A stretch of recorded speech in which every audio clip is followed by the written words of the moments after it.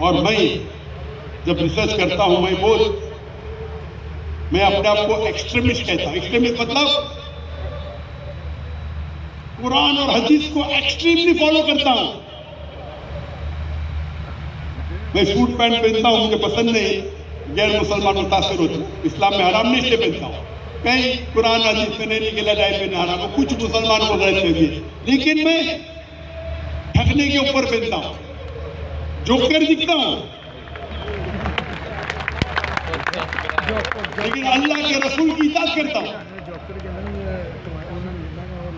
मैं जानता हूं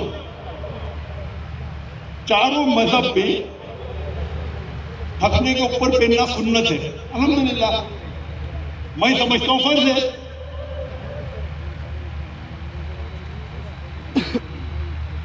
लेकिन कोई भी मजहब ये नहीं कहता है कि ठगने के ऊपर पहनना हराम है। तो यकसानियत क्या है? ठगने के ऊपर पहनो, अफजलियत है या फर्ज है, नो प्रॉब्लम। मुझे कोई भी मजहब आके ये नहीं कह सकता कि जाकिर नाइक ठगने के ऊपर क्यों पहन रहा है। तो वेन डायग्राम फॉलो करो। मैं क्या करता हूं? ठगने के ऊपर पहनता हूं। जितने मेरे वहां काम करते मुलाजिम, सब मर्द के लिए फर्ज है। अगर आप डॉक्टर जाकिर नाइक के इदारे में काम कर रहे हैं, ठगने के ऊपर पहनना फर्ज है। आप उसको सुन्नत मानते, नो प्रॉब्लम, मैं उस पर जबरदस्ती नहीं करूंगा। ये मेरा ड्रेस कोड है, ड्रेस कोड है। टोपी पहनना फर्ज नहीं है।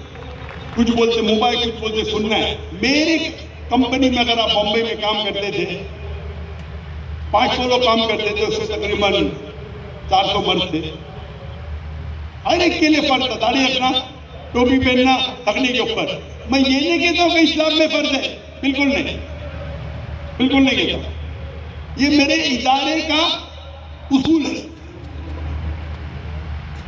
ताकि लोग इस्लाम के करीब आए।